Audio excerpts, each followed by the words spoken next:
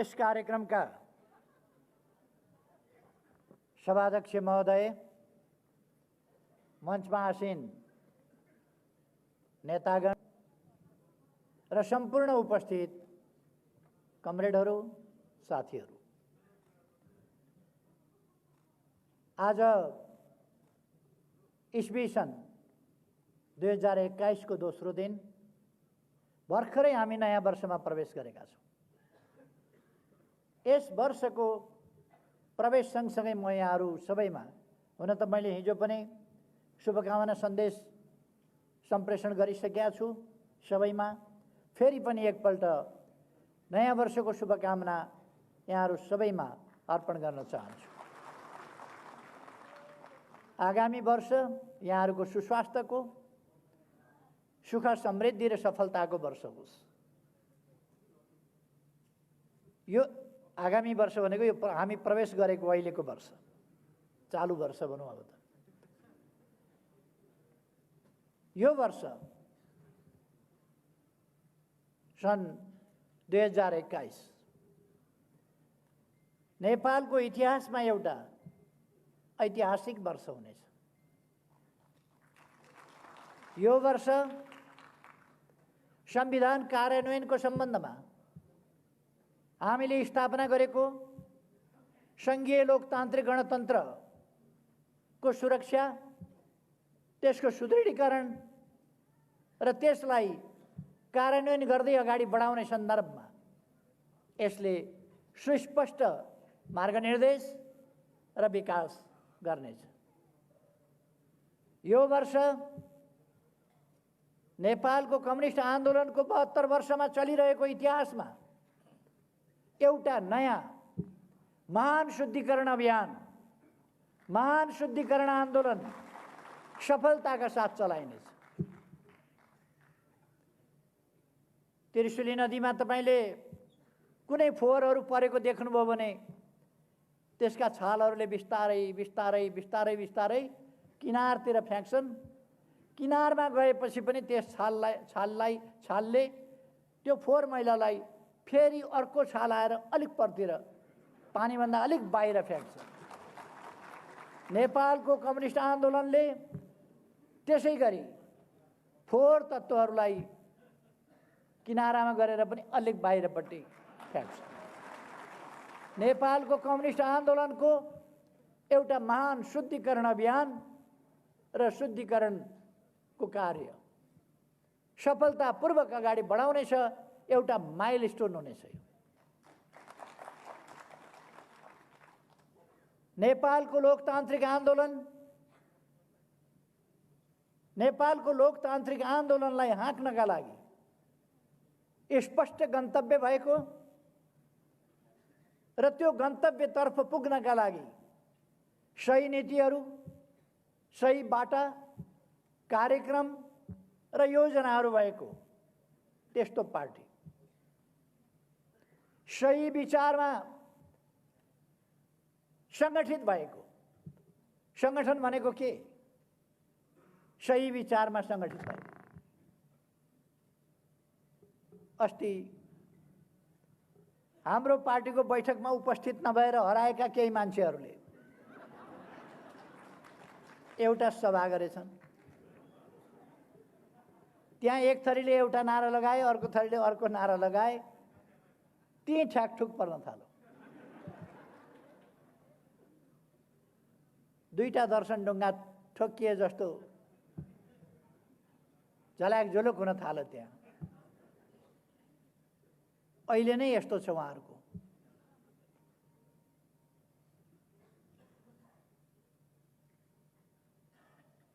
एउटा भनाइ छ, अहिले भर्खर सुरु हुँदैछ उहाँहरूको हालत झुलो चकमक ठोकिए जस्तो छ।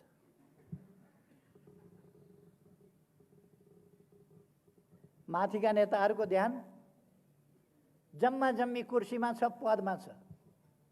पद चाहिएको थियो भने त बैठकमा आउनु पर्थ्यो, यता लाग्नु पर्थ्यो, पाउने ठाउँमा लाग्नु पर्थ्यो। सुन्तला खानुपर्छ भने सुन्तला घारीतिर पो जानुपर्छ, सल्लाह घारीतिर जाने।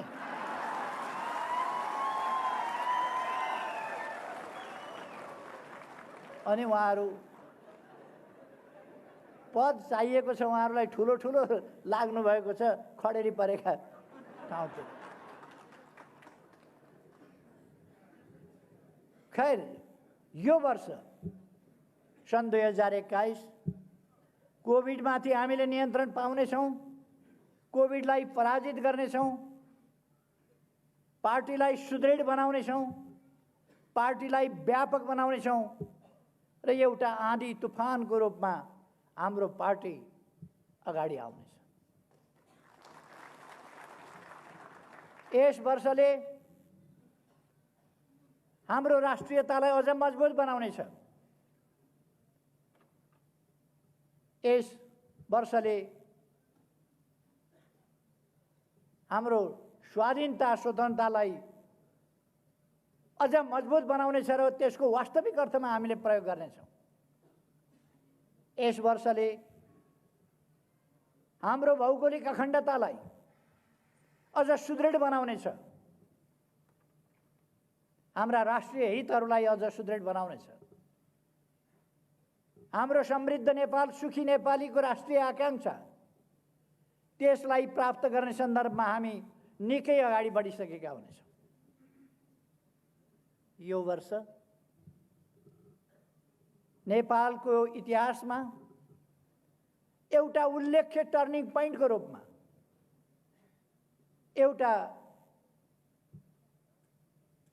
बहुतै महत्त्वपूर्ण मोडको रूपमा, एउटा ज्यादै महत्त्वको घुम्तीको रूपमा, त्यस रूपमा यो वर्ष अंकित हुनेछ। हाम्रा उद्देश्यहरू संकीर्ण उद्देश्यहरू, व्यक्तिगत उद्देश्यहरू, पारिवारिक उद्देश्यहरू होइनन्। हामी छोरा बुहारी, भाइ भतिजा, छोरीका लागि लडिरहेका छैनौँ। यो देशका जनताका लागि लडिरहेका छौँ। देशका जनताका बाबु आमाका लागि, भाइ बहिनीका लागि, दिदी भाइका लागि, दिदी बहिनीका लागि, छोरा छोरीका लागि, देशका सन्तानका लागि, देशको भविष्यका लागि हामी लडिरहेका छौँ। एउटा भन्छ कसको धन्दा कतातिर, कसको धन्दा कतातिर। कसैको धन्दा खानातिर। अचम्म लाग्छ। तर साथीहरूलाई म भन्न चाहन्छु, तपाईहरुले हामीले पार्टी एकता त गर्यौं, एकीकरण गर्यौं। 3 महिनामा पूरा गर्ने एकीकरणको काम 3 वर्षमा पूरा गर्न दिएनन्, पूरा हुन सकेन। एकता एकीकरण गर्यौं। पार्टी तपाईहरुलाई थाहा छ, पार्टीले यस्तो सभा गर्न पाएको थियो। पार्टीका कमिटी चाहिँ थिए, कमिटीका बैठक जस्ता थिए। एउटा कमिटी 3टा गुट, 2टा गुटको एउटा समीकरण, सधैँको झमेला। पार्टी रहेन। त्यो स्थितिमा उहाँहरूले पुर्याउनु भयो। गएका 3 वर्ष पार्टीले देशलाई अगाडि बढाउनका लागि महत्त्वपूर्ण काम गर्नु पर्थ्यो। महत्त्वपूर्ण कामका लागि, देश बनाउनका लागि, जनता सचेत बनाउनका लागि, जनतालाई संगठित गर्नका लागि पार्टीले कार्यकर्ता परिचालन गर्नु पर्थ्यो। तर कार्यकर्तालाई अलमलमा राखियो, असंगठित राखियो, कार्यकर्तालाई काम गर्न दिइएन। हाम्रो पार्टीका जस्ता तेज तर्रार कार्यकर्ताहरू, बलिदानको पृष्ठभूमिबाट आएका कार्यकर्ताहरू, संघर्षको पृष्ठभूमिबाट आएका कार्यकर्ताहरू आज समाजका पछौटेपनहरूलाई हटाएर, अशिक्षालाई हटाएर,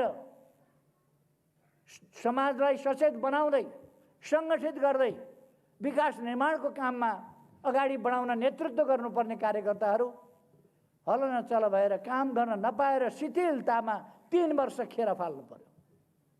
त्यो तपाईहरुलाई थाहा छ। अहिले समस्या कहाँनिर रहेछ, जाम कहाँ भएको रहेछ, खिया कहाँ लागेको रहेछ। दुईटा नटबल्टु फेर्दाखेरि गाडी अगाडि। हामीले फेरेको पनि होइन, आफै फुक्लिए नटबल्टु। खिया लागेका दुईटा नटबल्टु फुक्लिया थियो, पार्टी गति साथ अगाडि गयो।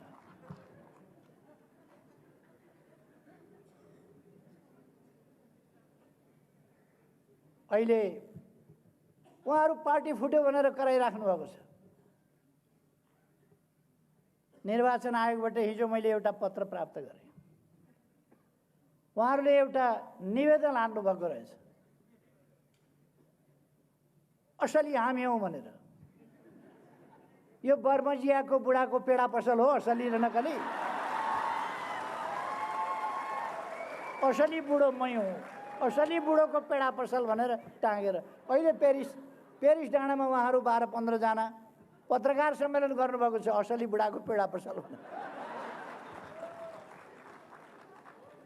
पेडा पसल हो यो असली। हामी असली हौँ, पार्टी हाम्रो हो, हामी नै असली हौँ, सूर्य चिन्ह हामीलाई दिनु होला। निवेदन हाल्नुभएको छ। निर्वाचन आयोगले मलाई जानकारी हिजो दियो, यस्तो यस्तो निवेदन हालेका छन् भनेर। जसको घर हो ऊ निवेदन हाल्न जान्छ? मेरो घर हो भनेर? जसको जमिन हो ऊ मेरो जमिन हो भनेर जान्छ? जसको गाडी हो उसले यो मेरो गाडी हो भनेर निवेदन हाल्न जानुपर्छ? हामीले बनाएको पार्टी। त्यसकारण हामी निवेदन हाल्न गइरहनु पर्ने आवश्यकता छैन। हामी विधिसम्म ढङ्गले, लोकतान्त्रिक ढङ्गले, संविधानसम्म ढङ्गले, पार्टीको विधान अनुसार, पार्टीको नियमावली अनुसार, देशको कानुन अनुसार पार्टी सञ्चालन गरिरहेका छौँ। अब भेट्नु कुहेर झरेका दुईटा फलहरूले रुखै मै हुँ भनेर दाबी गर्ने?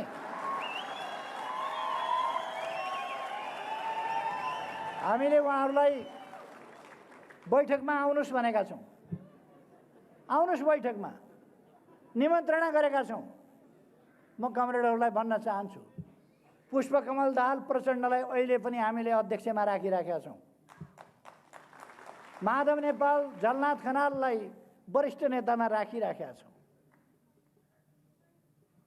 अरू पनि केही साथीहरू आउनुभएको छैन अहिलेसम्म बैठकमा, कारणहरू होला, आउनु होला।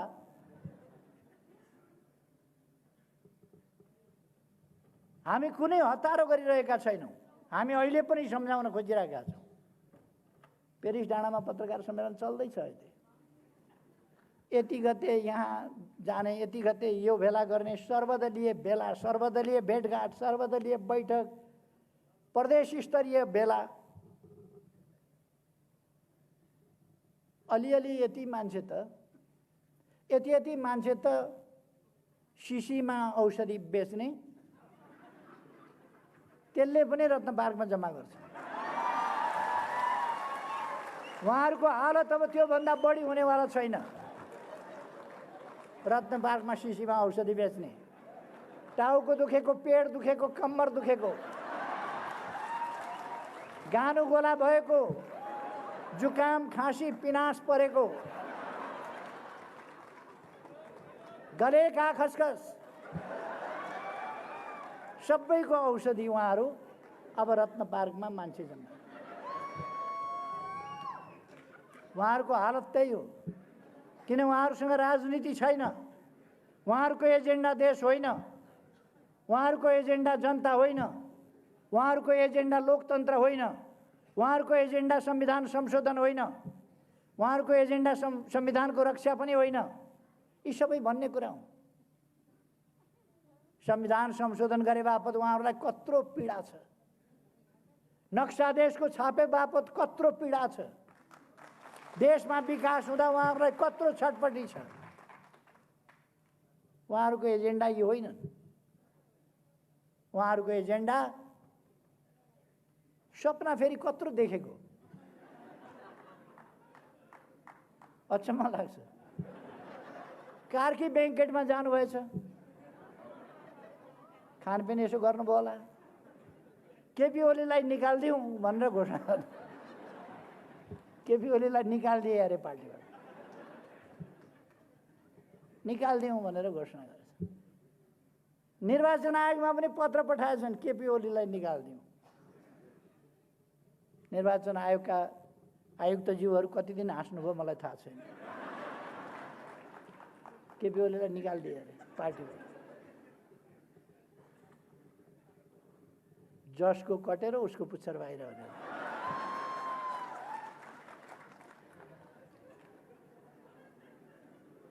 हामीले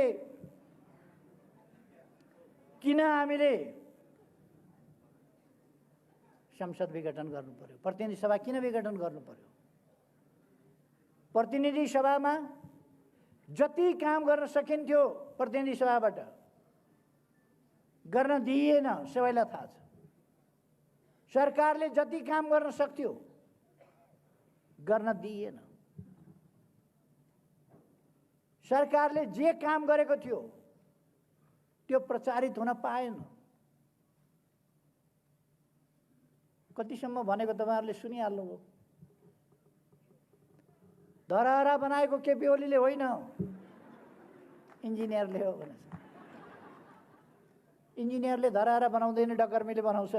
फेरि मैले सम्झाइदिएँ अस्ति। यो धरती बनाउने श्रमजीवी जनता हो। धरहरा पनि श्रमजीवी जनताले बनाएका हुन्, रानी पोखरी पनि श्रमजीवी जनताले बनाएका हुन्। तर अगुवाई कसैले गरेको हुन्छ। होइन भने शिलान्यास गरेर इँटा राखेर ढुङ्गा राखेर छोडेको रानी पोखरी इँटामा लेउ लागिराखेको थियो। फेरि म फर्केर आउँदा लिडरसिप नभए डकर्मीले मात्रै बनाउन पाउने भएदेखि त बनाउँथे होला नि। तर बनाउन लिड त गर्नु पर्यो कसैले। म आएपछि त रानी पोखरी बन्यो। यहाँहरूले देख्नुभएको छ। अस्ति धरहराको 22औं तलाबाट काठमाडौँ यस्तो देखिन्छ भनेर अखबारमा मैले यसो फोटो हेरेको थिएँ। 22औं तलाबाट यस्तो देखिन्छ। धरहरा 22औं तलाबाट खिचेको फोटो पुरानो हो र? पुरानो धरहरा त 22 तला थिएन। अहिले धरहरा 22 तला त बनिसकेछ, होइन र? 22 तला त बनि नै सकेछ, जहाँ पत्रकार गएर फोटो खिचे काठमाडौँको। अर्थात् उहाँहरूलाई गरेको काम पनि भएको काम पनि भयो भन्न नसक्ने। देख्दा छातीको साइज उत्रै छ, चित्तभित्र मान्छे हेर्दा साइज सानो छैन, तर चित्त राम्रो काम भयो भन्न पनि नसक्ने। राम्रो कामको प्रचार हुन पाएन, जनताले थाहा पाउन पाएन। यस बीचमा असाधारण प्रगति भएको छ। दुनिया आश्चर्यचकित हुने गरी ठुलो आर्थिक वृद्धि दर। विश्वका 10वटा देशहरू जसले तीव्र आर्थिक वृद्धि दर गरे त्यसमा नेपाल पर्यो। 10वटा मध्ये मानव विकास सूचकाङ्कमा अगाडि बढ्दै जाने, तीव्रताका साथ अगाडि बढ्ने देशमा नेपाल गनिएको छ। आज विश्वमा नेपाल कहाँ छ? कतिले नेपाल सुनेका थिएनन्। नेपाल कहाँ छ थाहा थिएन। अहिले नेपाल कहाँ छ थाहा छ। नेपालको प्रधानमन्त्रीको बाहिर चर्चा पनि हुँदैन थियो। अहिले भारतको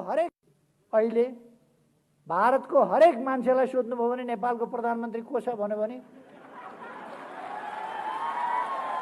हरेकलाई कन्ठै छ। अन्तर्राष्ट्रिय मञ्चहरूमा हामी चिनिन थालेका छौँ, सुनिन थालेका छौँ। हाम्रा दृष्टिकोणहरू सुनिन थालेको छ। हाम्रा दृष्टिकोणहरूको सराहना गर्न थालिएको छ। तपाईहरुलाई थाहा छ, भारतका प्रधानमन्त्री मोदीजी आउनुभयो। मोदीजीले समृद्ध नेपाल, सुखी नेपालीको तपाईहरुको राष्ट्रिय आकांक्षा बिल्कुल सही छ, यो सफल होस् त्यसका लागि हामी मद्दत गर्छौँ भन्नुभयो। भारतका प्रधानमन्त्रीलाई नेपालको राष्ट्रिय आकांक्षा, नेपालले पुग्न खोजेको गन्तव्य थाहा छ। चिनिया राष्ट्रपति आउनुभयो, उहाँले भन्नुभयो समृद्ध नेपाल, सुखी नेपालीको राष्ट्रिय आकांक्षा पुरा गर्न हामी पनि मद्दत गर्छौँ। एकदम सही आकांक्षा हो, तपाईँहरूको सही गन्तव्य हो। तर प्रचण्ड, माधव नेपाल, जलनाथ खनालहरूलाई यो राष्ट्रिय आकांक्षा थाहा भएको कहिल्यै बोल्या सुन्नुभएको छ तपाईँहरूले? यो राष्ट्रिय आकांक्षासँग उहाँहरूको वैरभाव किन? हरेक नेपालीले बोल्नुपर्ने कुरा होइन यो। तर बरु अरूले बोल्लान्। एउटा भनाइ छ नि, ढुङ्गो बोल्ला ऊ बोलेन। ढुङ्गो बोल्ला उहाँहरू बोल्नु, किनभने उहाँहरूलाई चित्त दुख्छ यसको जस, यसको श्रेय कसैलाई जान्छ कि भनेर। हामी श्रेयका लागि काम गर्दैनौँ, जसका लागि काम गर्दैनौँ। मलाई जस श्रेय केही चाहिएको छैन, तर देशमा काम हुनु पर्यो, विकास हुनु पर्यो, मेरो आकांक्षा थियो। नेपाली जनताले पाइरहेको दुःख अन्त्य हुनु पर्यो। नेपाली जनता भोकै प्यासै बस्न पर्ने स्थितिको अन्त्य गर्नु पर्यो। हामी गर्न सक्छौँ। यो 1 वर्ष हामीलाई कोभिड-19ले दुःख दियो। हाम्रो अर्थतन्त्र, हाम्रा विकासका प्रयासहरूमा, हाम्रा शिक्षाको क्षेत्रमा, हाम्रा स्वास्थ्यका क्षेत्रमा हामीले कठिनाइको सामना गर्नु पर्यो। विकास निर्माणको कामलाई गतिसाथ अगाडि बढाइरहेको ठाउँमा कोभिड-19ले हामीलाई अलिकति धक्का दियो। तर हामी फेरि पनि यसलाई नियन्त्रण गर्छौँ। मैले भने यसै वर्ष यसलाई नियन्त्रण गरेर हामी अगाडि बढ्छौँ। हामी अहिले तपाईँहरू अनुमान गर्न सक्नुहुन्छ, कम्बोडियाले प्लेन चार्टर गरेर सायद आइपुग्यो होला औषधि। कम्बोडियाले प्लेन चार्टर गरेर हामीलाई औषधि सहयोग गर्दैछ। हामीले मागेर होइन, आफ्नै तर्फबाट उहाँहरूले नमागिकन सहयोग गर्दै हुनुहुन्छ। अथवा हाम्रो अन्तर्राष्ट्रिय मित्रता यस प्रकारको छ। हाम्रो चीनसँग, भारतसँग सम्बन्ध अझ प्रगाढ हुँदै गएको छ।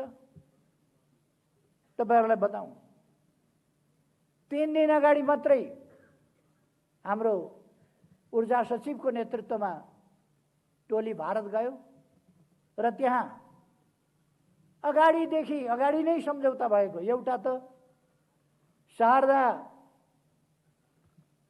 ब्यारेज बनेको, शारदा नहर चलेको 1928 देखि, अथवा 92 वर्षदेखि चाँदनी दोधाराको सिरानबाट शारदा क्यानल बगेको थियो। चाँदनी दोधाराले पानी पाएको थिएन। अत्यन्तै विरोध गरिएको सन्धि, एकीकृत महाकाली सन्धि, त्यसमा शारदा नहरबाट चाँदनी दोधारालाई क्युमेक्स पानी दिने सहमति गरिएको थियो। तर अहिलेसम्म सरकारहरू, 25 वर्षै सरकारहरू चल्दा कुनै सरकारले त्यो सम्झौता पल्टाएर यो पानी चाहियो भनेर भन्न हिम्मत गरेको थियो। अस्तिका दिन 6 महिनाभित्र अब शारदा ब्यारेजमा, शारदा क्यानलबाट हेडवर्क बनाउन थालिने र काम अगाडि बढाइने, अब चाँदनी दोधाराले सिँचाइ पाउने सहमति भएको छ। अब हामी नहर बनाउँछौँ, चलाउँछौँ। विकास निर्माणका लागि हामीले विभिन्न आइसिपी, तपाईँहरूले सुन्नुभएको छ, इन्टिग्रेटेड चेकपोस्टहरू हामीले वीरगञ्ज, विराटनगर, भैरवा विभिन्न ठाउँमा चलाएका छौँ, नेपालगञ्जमा चलाइरहेका छौँ र त्यही कुरा हामी चाँदनी दोधारामा पनि चलाउँदैछौँ। रक्सौलबाट काठमाडौँ रेल आउने कुरा तपाईँहरूले सुन्नुभएको छ, सर्वे भइसकेको छ। केरुङबाट काठमाडौँ रेल आउने, त्यो पनि तपाईँहरूले सुन्नुभएको छ। देश सुरुङ मार्गमा प्रवेश गरेको छ, सुरुङ खनिन थालेको छ। अब सुरुङ कस्तो हुन्छ भनेर यसो हेर्न मन लाग्यो भने पिकनिक जान मन लाग्यो भने यसो घुम्दै जाउँ न मोटरबाइकमा सुरुङ कस्तो हुँदो रहेछ भन्यो भने थानकोट जानुभए हुन्छ। अब हामी सुरुङ हेर्न विदेश जानु पर्दैन, यहीँ थानकोटमा हेर्नु सक्छ। अब टोखा छ अरे सुरुङ मार्ग निर्माण हुनेवाला छ। बेत्रावतीबाट स्याप्रो बेसीसम्म सुरुङ मार्ग निर्माण हुनेवाला छ। यस्ता थुप्रै कामहरू भइरहेका छन् तराईको सिँचाइका लागि। सुनकोशी मरिन डाइभर्सन त्यसको अब ठेक्का लाग्ने स्थितिमा पुगेको छ। टनेल बनाएर पानी लाने, बिजुली निकाल्ने। हुलाकी राजमार्गको चर्चा धेरैले गरे, बनाउन हामी नै चाहियो। हामीले हुलाकी राजमार्ग बनायौँ। अरूका समयमा तराई डुबानमा पर्यो, हामीले वार्ता गरेर डुबान खोल्यौँ। हाइवेबाट तराईका सदरमुकाम जान पर्यो भने 20 किलोमिटर 25 किलोमिटरको बाटो 2 घण्टा 2.5 घण्टा लाग्थ्यो, बाटो बिग्रिएर। अहिले ढल्केबरबाट जनकपुर जाने साथीहरू बाटो त सम्झना होला, पथलैयाबाट वीरगञ्ज जाने साथीहरू बाटो त सम्झना होला, यहाँ बुटवलबाट भैरवा जाने बाटो साथीहरूलाई सम्झना होला, भैरवाबाट लुम्बिनी जाने बाटो, तौलियावा जाने बाटो 4 लेनको बन्दैछ, त्यो पनि थाहा होला साथीहरूलाई। सरकारले सिनको भाँचेन भनेर नेताहरू उफ्रिँदै हिँड्ने नेताहरू सुदूरपश्चिमका पनि अत्तरियाबाट धनगढी 15 मिनटको बाटो, 6 लेनको अहिले चौडा। हामी बुटवल नारायणघाट खण्ड हाइवे 6 लेनको चौडा गर्दैछौँ। पूर्व पश्चिम राजमार्ग चौडा गर्दैछौँ। मदन भण्डारी राजमार्ग तयार हुँदैछ। हामीले यस बीचमा 4500 किलोमिटर डबल लेन 4 लेन 6 लेनका बाटाहरू कालोपत्र गरेका छौँ। 400 भन्दा बढी सडक पुलहरू निर्माण गरेका छौँ। 7 लाख भुइँचालोले भत्काएका 7 लाख घरहरू बनाएर पीडित जनतालाई हस्तान्तरण गरिसकेका छौँ। स्कुल विद्यालयहरू तराईमा केपी ओली मधेस विरोधी भनेर हिँड्नेहरूलाई साथीहरूले सोध्न सक्नुहुन्छ। आँधी हुरी जहिले पनि जान्थ्यो, घरहरू भत्किन्थे, तर केही महिनाभित्र फुसका छाप्राहरू उडाएको थियो चक्रवातले। त्यस ठाउँमा 869 पक्की घरहरू बनाएर जनतालाई हस्तान्तरण यो सरकारले गर्यो। केही महिनाभित्र फुसका छानाहरू हटाइएको छ, टिनका छानाबाट टिनका छाना दिएछ। गरिब जनतालाई घर बनाएर आवासको व्यवस्था क्रमशः गरिँदै गएको छ। यस वर्ष 20,000 भन्दा बढीलाई हामीले घर हस्तान्तरण गर्यौँ।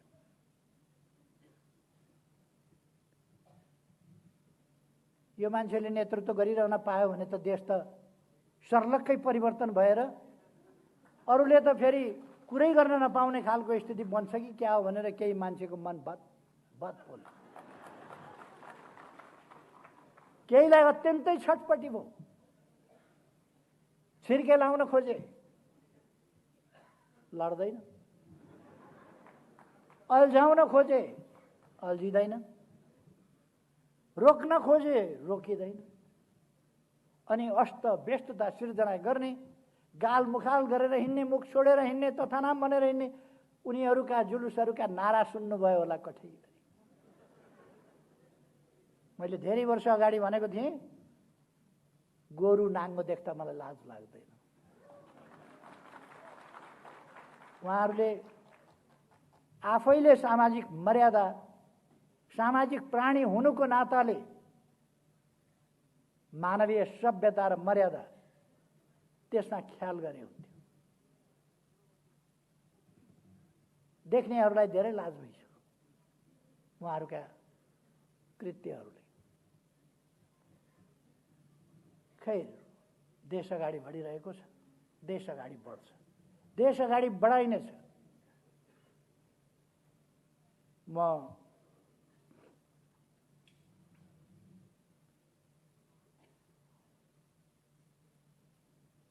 अर्को एउटा कुरा भनौँ, प्रतिनिधि सभा विघटन गरेर नयाँ जनादेशका लागि जाने सिफारिस मैले किन गर्नु पर्यो? किनभने लोकतन्त्र खतरामा पर्यो, संविधान खतरामा पर्यो, स्थिरता र स्थायित्व खतरामा पर्यो। उहाँहरूको योजना के? जाली समाचारहरू केही पत्रिकाहरूमा, आजको पत्रिकामा पनि जाली समाचार छपाएको छ फ्रन्ट पेजमा।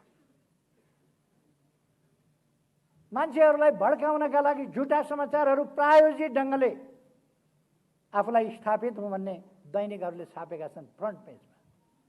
फलानासँग सल्लाह गरेर विघटन गरेका थिए,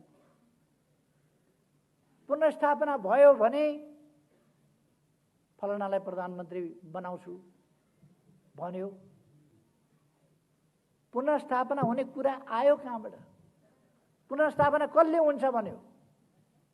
पुनर्स्थापना हुन्छ भनेर अलिक दिन कार्यकर्ता झुक्क्याउन उहाँहरूले भन्नु होला, 2-4 मान्छेहरूलाई झुक्क्याउन, पुनर्स्थापना हुँदैन।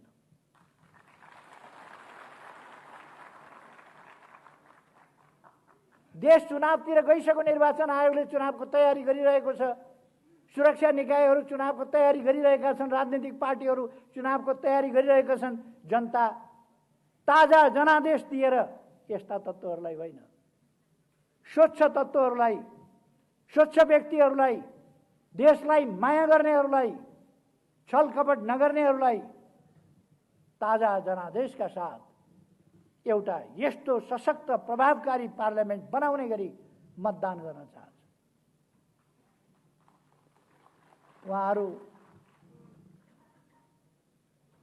उहाँहरू निकै ठुला कुरा गरेर हिँडिरहनु भएको छ। प्रत्यक्षमा 165 सिट आउँछ। म अहिले धेरै नभनौँ, धेरै भन्दा झन् धेरै हच्किने खतरा हुन्छ, तर्सिने खतरा हुन्छ। ठिकै मात्रै भन्दैछु म अहिले, थोरै थोरै। कमसेकम 2टा अङ्क भएको सिट, 2टा अङ्कसम्मको सिट ल्याएर देखाउनुहोस्। 2टा अङ्क।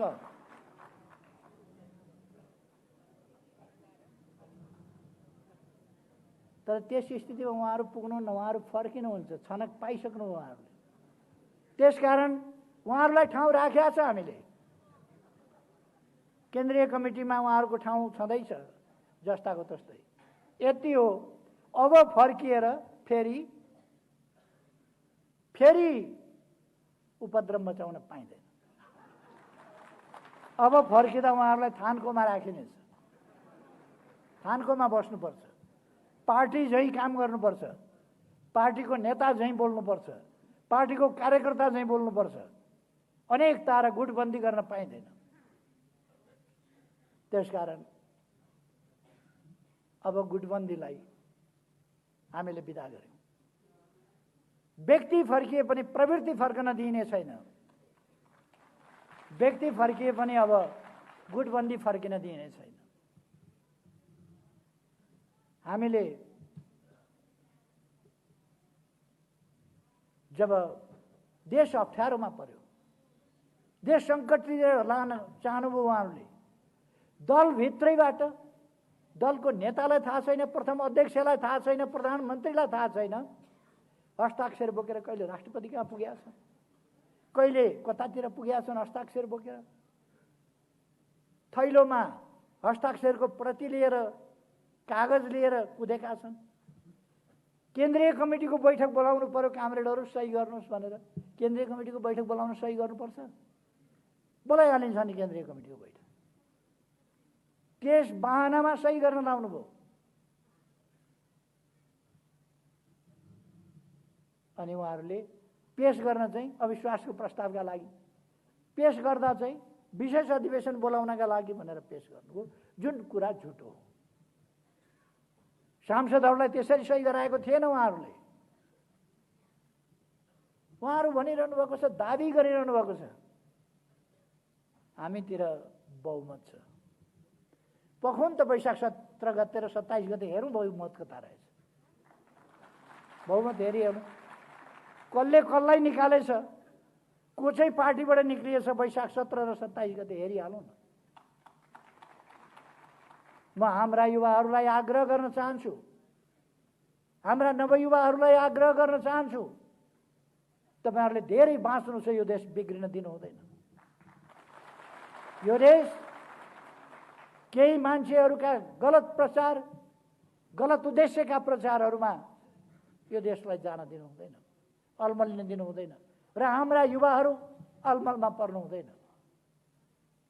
युवाहरू अब देशलाई जोगाउने कुरामा सही विचार बोकेर, सही ढङ्गले मन मस्तिष्कमा देशलाई राखेर अगाडि बढ्नुपर्छ। अहिले हाम्रा केही मित्रहरूले उहाँहरूले देशमा अस्थिरता, अनुशासनहीनता, अराजकता, पार्टीभित्र तपाईहरु विचार गर्नुस् त, प्रथम अध्यक्षको विरुद्ध, प्रधानमन्त्रीका विरुद्ध के बोलेर हिँड्नु भएको थियो उहाँहरू यी 3 वर्ष? पार्टीको पक्षमा बोल्नुभयो, सरकारको पक्षमा बोल्नुभयो, राम्रो कामको पक्षमा बोल्नुभयो? बोल्नु भएन। अराजकता, अनुशासनहीनता, हानिकारक। अघि कमरेड बादलले भन्नुभयो जस्तै उहाँहरू प्रतिगमनकारी क्रियाकलाप गरिरहनु भएको थियो र प्रतिगमन तर्फको यात्रा गरिरहनु भएको थियो र खास प्रतिगमनको तयारी गरिरहनु भएको थियो। हामीले प्रतिगमन रोक्नु थियो, त्यसलाई ब्रेक लगाउनु थियो, आन्दोलनलाई भिरबाट तल खसाल्न खोज्नु भएको थियो उहाँले, त्यसलाई रोक्नु थियो, हामीले स्टेरिङ सोझ्याउनु थियो, हामीले स्टेरिङ सोझ्याएका हौं, अरु केही होइन। उहाँहरूले 2/3 लगभग भएको पार्टी फुटाउने, 2/3 लगभग भएको पार्टी तोड्ने अनि विभिन्न तत्त्वहरूसँग भित्री साँठगाँठ गरेर अनि जोडजाम गरेको पुतली सरकार बनाउने, जोडजामको टाला जोडेको पुतली सरकार, आफ्नो 2/3 को लगभग 2/3 को सरकार ढाल्ने, पार्टीको एकता भताभुङ्ग पार्ने अनि विभिन्न रङ्गी बिरङ्गी तत्त्वहरू जोडेर सरकार बनाउने अनि हर्स ट्रेडिङको खेल सुरु गर्ने, सधैँ अस्थिरता, सधैँ सरकार बनाउने र ढाल्नेको चक्रव्यूहमा देशलाई फसाउने, जनतालाई निराश पार्ने, विकासलाई अवरोध गर्ने, यही उहाँहरूका प्रयासहरू। ती प्रयासहरूलाई रोक्नका लागि, त्यता देशलाई जान नदिनका निम्ति, हर्स ट्रेडिङको राजनीति फेरि फर्किन नदिनका निम्ति देशमा जनताको इच्छा अनुसारको सरकार, जनताको इच्छा अनुसारको काम गर्ने सरकार, देशलाई माया गर्ने सरकार, अरूबाट सञ्चालित होइन, आफै आफ्नो देशका लागि आफै सञ्चालित हुने सरकार, जनताको इच्छा अनुसार, जनताको आदेश अनुसार, जनताको मनोभावना अनुसार राष्ट्रिय हितलाई केन्द्रभागमा राखेर चल्ने सरकार, त्यो चाहिएको हुनाले जनताले कतिपय ठाउँमा संविधान संशोधनको माग गरिरहेका छन्, तर संसदमा सरकारले निर्णयका लागि पेश गरेका प्रस्तावहरू प्रस्तुत हुँदैन।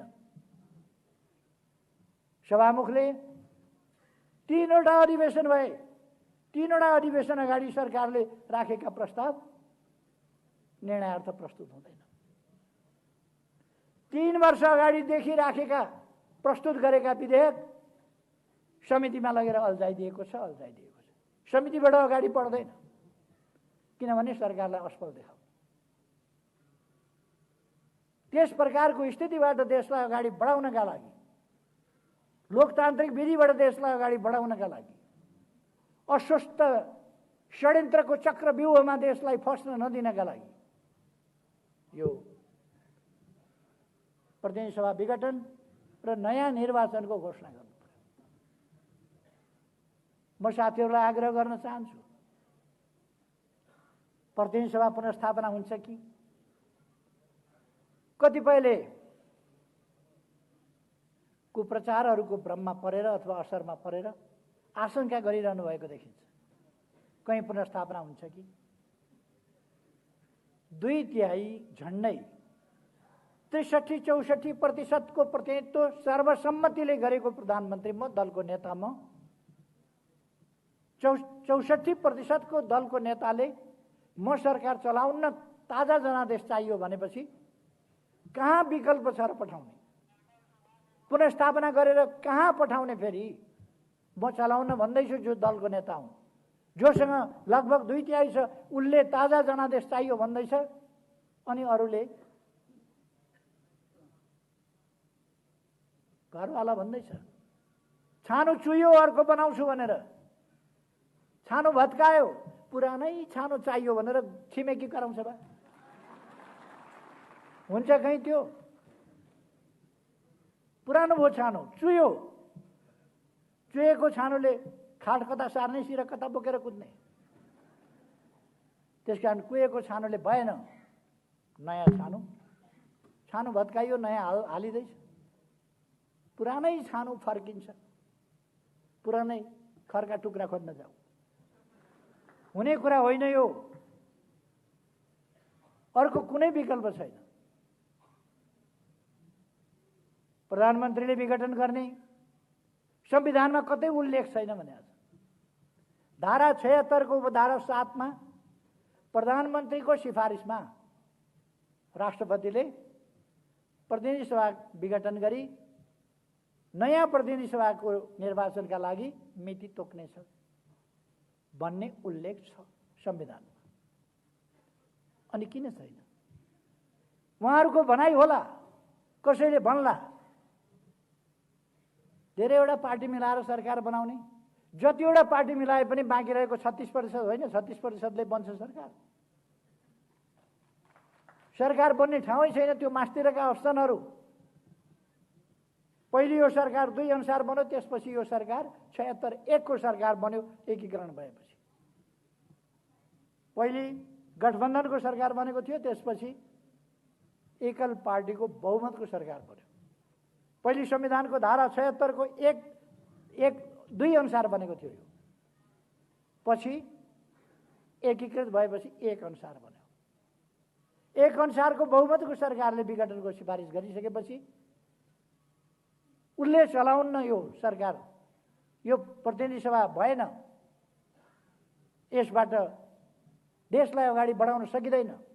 राष्ट्रको बाँकी अवधि 1.5 वर्ष होला, 2 वर्ष होला, त्यो बाँकी अवधि खेर फाल्नु हुँदैन। त्यसकारण बाँकी अवधि खेर फाल्न नदिनका लागि,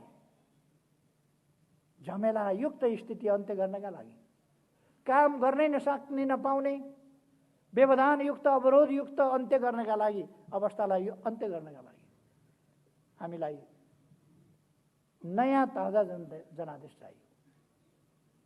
त्यसकारण यो फर्किने सम्भावना छैन। मुद्दा लड्न त पाइयो,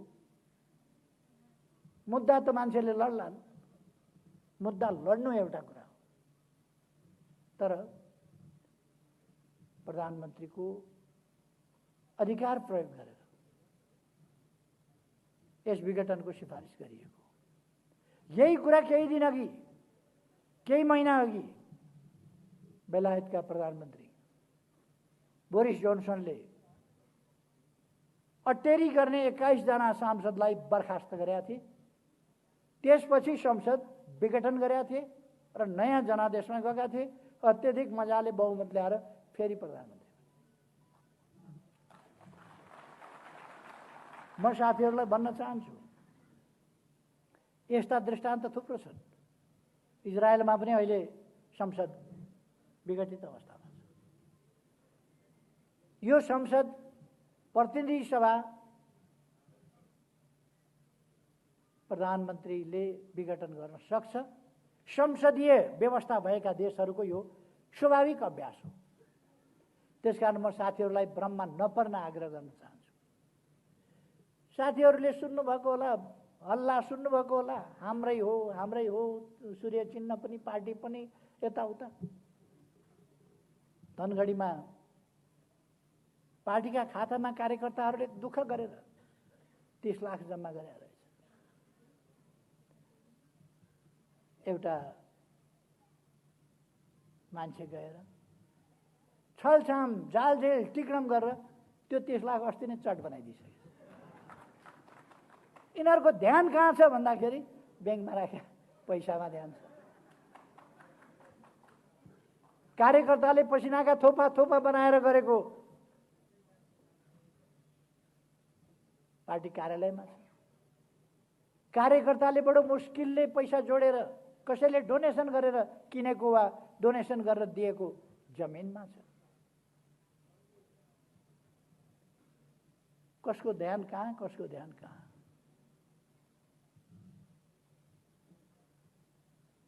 कसको धन्दा के, कसको धन्दा के? हामी यतातिर धेरै जान चाहन्नौँ। हाम्रो पार्टी, मैले त हिजो थाहा पाएँ, हामी पो पार्टी हौँ, हामी पो खास पार्टी हौँ भनेर मैले अघि नै भने नि, बर्मजियाको बुढाको असली बुढाको पेडा पसल भने जस्तो। असली पार्टी त हामी हौँ भनेर असलीवालाहरू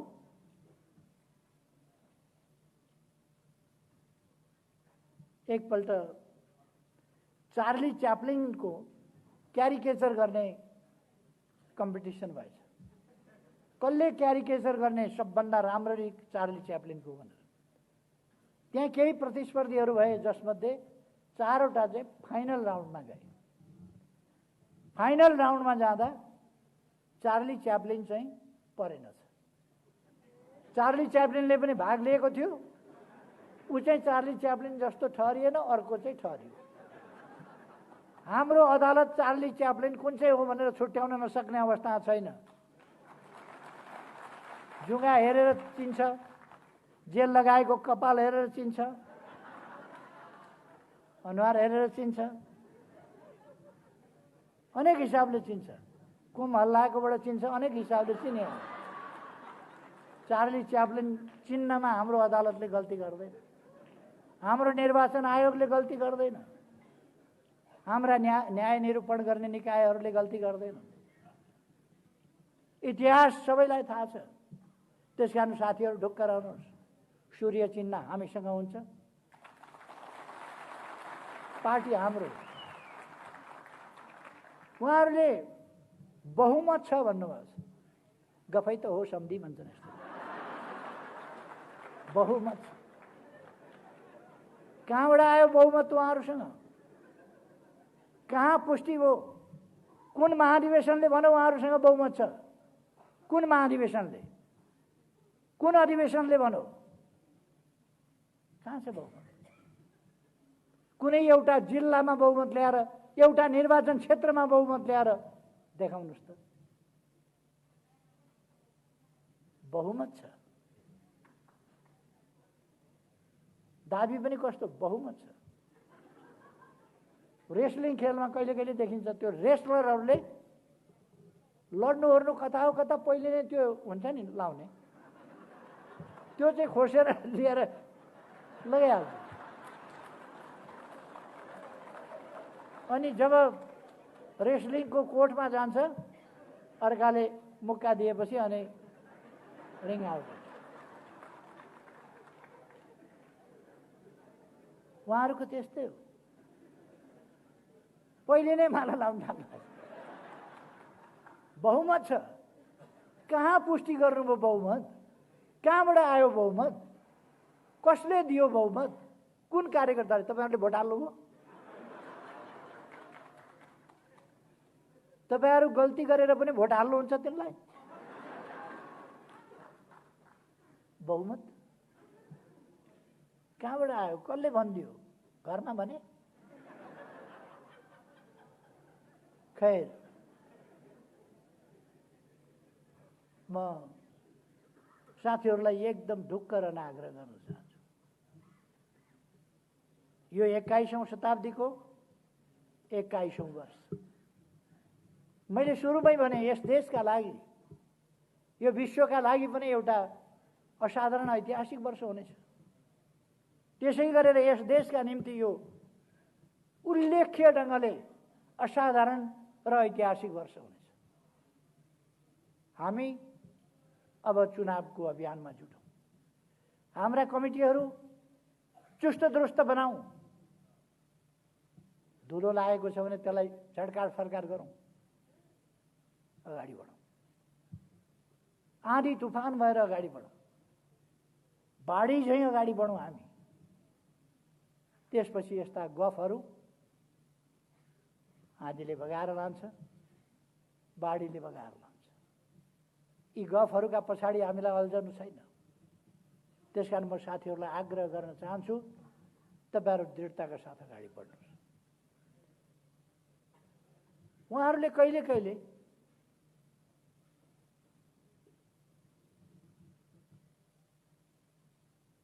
कस्तो हुन्छ भने एउटा चोर घरभित्र पसेछ, अँध्यारामा भाँडा ट्याङ्ग्राङ्ग ठोकिएछ। भाँडा ठोकिएपछि घरवालाले चोर आयो कि क्या हो भनेछ।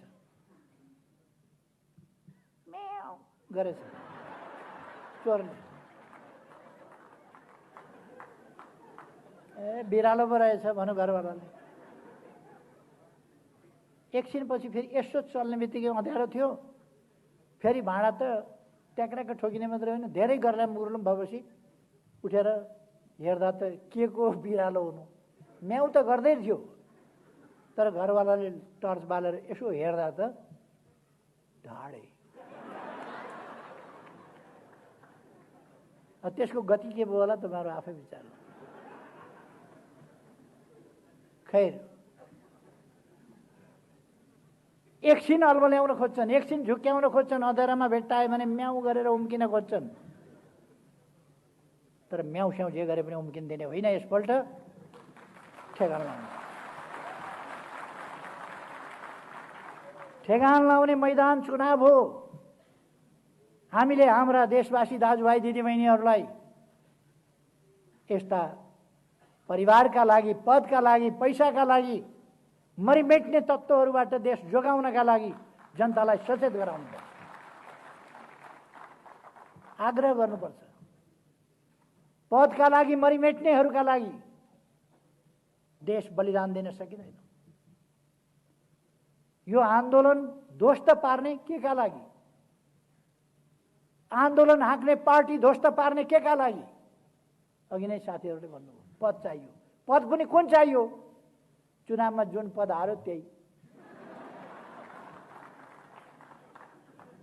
मैले दुईटा केटाकेटी देखेका थिएँ। एउटा केटाकेटीले एउटा राम्रो गुडिया बोकेर आयो, अर्को बच्चाले हेऱ्यो त्यो गुडियातिर भने कति राम्रो रहेछ कि तिम्रो खेलाउन, एकछिन मलाई सुमसुम्याउन देऊ न, हेर्न देऊ न भनेर उसले सोझो हिसाबले दियो। दुईटै मिलेर एकछिन खेलेपछि एकछिनपछि उसैले लियो, एकछिनपछि यो त मेरै हो भने। कस्तो प्रचण्डको डुप्लिकेट रहेछ। बच्चै देऊ।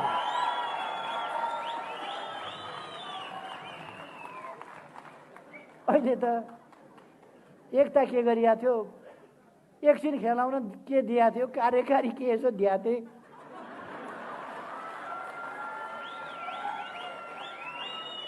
सबै मेरो पो भन्न थाल्यो। खैर, साथीहरू आत्मविश्वासका साथ अगाडि बढ्नुहोस्, एकताबद्ध भएर अगाडि बढ्नुहोस्। यति बेला आपसी मनमुटाव, मतभेद आदि इत्यादि कुराहरूमा अल्मलिने होइन। देशलाई ध्यानमा राख्नुहोस्। हाम्रो मन मस्तिष्कमा देश हुनुपर्दछ। यति बेला जनता हुनुपर्दछ, विकास हुनुपर्दछ, उन्नति हुनुपर्दछ, प्रगति हुनुपर्दछ। जनताका कठिनाई हटाउने महान पवित्र उद्देश्य हाम्रो मनमा हुनुपर्दछ। त्यो पूरा गर्नका लागि, समृद्ध नेपाल, सुखी नेपाली बनाउनका लागि अगाडि बढ्ने हाम्रो एकमात्र ध्येय हुनुपर्दछ। यसका लागि हामी एउटा आन्दोलन हौँ, एउटा मेन स्ट्रिम हौँ आन्दोलनको। यो आन्दोलन जोगाउने यो पार्टी हो। यो पार्टी जोगाउने हाम्रा सही विचारहरू हुन्। सही विचारका साथ हामी अगाडि बढ्छौँ। त्यसकारण अलमलमा नपरेर, अलमलबाट साथीहरूलाई मुक्त गरेर, उनीहरूले अलमलमा पारेका त्यस्ता साथीहरूलाई अलमलबाट मुक्त गरेर, भ्रमबाट मुक्त गरेर फर्काउँ। अरू साथीहरूमा दोष छैन, खोट छैन, कमजोरी छ, सोझा छन्, अलमलिन्छन्। एकछिन जादुगरले त एउटा चिजलाई अर्को देखाउँछ, अर्को चिजलाई अर्को देखाउँछ, एकछिनमा रुमाल देखाउँछ, एकछिनमा अन्डा देखाउँछ। ती कुराहरू सत्य होइन। रुमाल अन्डा हुने होइन, अन्डा रुमाल हुने होइन। यस्तै चटके काम गर्छन् यिनीहरूले। हाम्रा साथीहरूलाई, हाम्रा कमरेडहरूलाई अहिलेसम्म जो अलमलिएका छन्, म उहाँहरूलाई आग्रह गर्न चाहन्छु, फर्किनुहोस्, अलमलमा नपर्नुहोस्, चटकेहरूका फेला नपर्नुहोस्, देश बनाउने महान अभियानमा लाग्नुहोस्, साथै हो। देशै एकजुट भएर हिँड्न सक्छ भने, यस पार्टीमा देशै हटाउन सक्छ भने तपाईहरु दुईजना हटाउन नसक्ने के हो त्यो? त्यसकारण म साथीहरूलाई भन्न चाहन्छु, अहिले पनि म भन्दैन चाहन्छु, अब मैसँग अध्यक्ष हार्नु भएको थियो, अध्यक्ष नभई भएन, हाताहाती चाहिएको, अहिले दोस्रो अध्यक्ष लिनु भएको र हाताहाती कत्रो भ्रम हो। तैपनि उहाँलाई सन्तुष्टि देखिन्छ, कठै गरी माया लाग्छ। उहाँहरू के छ उहाँहरूको उद्देश्य? उहाँहरूको उद्देश्य देश बनाउने होइन, यस्ता कुराहरूमा अल्झिनु भएको छ उहाँहरू। इतिहासले के भन्छ? हामी आफ्ना जिम्मेवारी वहन गरिरहेका छौं कि जिम्मेवारीबाट कोसौं टाढा पुगिसक्यौं? हामी देशको अभिभारा बोकेर हिँडिरहेका छौं कि स्वार्थका पछाडि कुदेका छौं? साथीहरूलाई म सम्झिनका लागि, आफै विचार गर्नका लागि अलिकति अनुरोध गर्छु, विचार गर्नुहोस्। विचार गर्नुहुन्न भने लड्नेलाई काँध हाल्न सकिँदैन। कुनै पनि साथीहरूले, कार्यकर्ताले काँध हाल्नु हुँदैन। खैर, अब म धेरै समय नलिउँ। साथीहरू आत्मविश्वासका साथ, उत्साहका साथ अगाडि बढ्नुहोस्। 50 वर्ष अगाडि पार्टी टुक्रा टुक्रामा थियो, आन्दोलन टुक्रा टुक्रामा थियो, लोकतान्त्रिक आन्दोलनको ढाड भाँचिएको थियो, प्रगतिशील आन्दोलनको, वामपन्थी आन्दोलनको ढाड भाँचिएको थियो र ती टुक्रा टुक्रामा थिए। त्यस्तो बेलामा निरङ्कुश राजतन्त्र, निर्दलीय पञ्चायती तानाशाही व्यवस्था, त्यस्तो अवस्थामा आन्दोलन हामीले सुरु गरेका थियौँ। हाम्रो आन्दोलनका दुईटा पक्ष थिए। एउटा लोकतान्त्रिक गणतन्त्र, अर्थात् निरङ्कुश राजतन्त्रात्मक पञ्चायती व्यवस्था अन्त्य गर्ने र लोकतन्त्र र गणतन्त्र स्थापना गर्ने। लोकतान्त्रिक गणतन्त्रको उद्देश्य हाम्रो थियो। त्यसका निम्ति आन्दोलन, लोकतान्त्रिक आन्दोलन, वामपन्थी आन्दोलन अत्यन्तै सशक्त र मजबुत चाहिन्छ, प्रभावकारी चाहिन्छ, राष्ट्रव्यापी चाहिन्छ। त्यस्तो आन्दोलनको निर्माण, त्यसका लागि कम्युनिस्ट पार्टी सशक्त चाहिन्छ, विचारमा सुस्पष्ट र सुदृढ संगठन भएको पार्टी चाहिन्छ।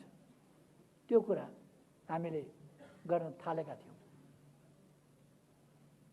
त्यस ठाउँबाट थालेर नयाँ पार्टी निर्माण गरेर यस ठाउँसम्म ल्याइ पुर्याइएको छ। हामी पछाडि फर्किने होइन, हाम्रो गति यहीँ रोकिने होइन, हामी अगाडि बढ्दै जान्छौँ। हाम्रो अभियान, हाम्रो आन्दोलन आधा शताब्दीमा हामीले यहाँ ल्याइ पुर्याएका छौँ। यति सशक्त आन्दोलन हिजो त हामी हिम्मत हारेका थिएनौँ। जेलका चिसा छिडीहरूमा, कालकोठरीका छिडीहरूमा हामी हारेका थिएनौँ। हाम्रो हिम्मत हारेको थिएन। एक्लै हुँदा पनि हाम्रो महान उद्देश्यको कारणले हामी भोलि सयौं, हजारौं, लाखौं हुन सक्छौं भनेर हामी विश्वास गर्थ्यौँ। आज त हामीसँग यत्रो मजबुत पार्टी छ, सही विचार बोकेको पार्टी छ, गन्तव्यतर्फ अगाडि बढेको पार्टी छ। यस्तो पार्टी भएपछि हामी, म साथीहरूलाई भन्न चाहन्छु, मुना मदनमा मदनले भने जस्तो, तिमीले हाँसे म हाँक्न सक्छु, भनेको थिएँ नि उनले। म साथीहरूलाई भन्न सक्छु, तपाईँहरू एकजुट भएर गतिशील ढङ्गले अगाडि बढ्नुहोस्। यस पार्टीको शीर्ष स्थानमा म छु। मैले आन्दोलनलाई तलमाथि पर्न दिन्न, सही दिशामा हाकेर लिएर जान्छु। तपाईँहरू ढुक्क हुनु। हामी आफ्नै जीवनमा राजतन्त्रसँग जिउँदो राजतन्त्र, बलियो राजतन्त्र त्यति बेला थियो। त्यति बेला खाली हातले हामीले हात पन्जा लडाएर ढाल दिएका थियौँ। केही नभएका हातहरूले, सशस्त्र हातहरूलाई ढाल दिएका थियौँ। राजतन्त्र हामीले फालेका हौँ, गणतन्त्र हामीले ल्याएका हौँ, लोकतन्त्र हामीले ल्याएका हौँ, तानाशाही हामीले फालेका हौँ। अन्धविश्वास र पछौटेपनहरूलाई पराजित गर्दै हामीले अगाडि बढाएका हौँ। जात जात, भाषा भाषा, क्षेत्र क्षेत्र, भूगोल भूगोलमा बाँडेर पहिचानका नाउँमा नेपाली जनतालाई लडाउन भिडाउन खोज्ने र नेपालको भविष्य ध्वस्त पार्न खोज्ने, नेपाललाई रुवान्डा बनाउन खोज्ने त्यस्ता अभ्यासहरूलाई हामीले ध्वस्त पारेर राष्ट्रिय एकता जोगाएका हौँ।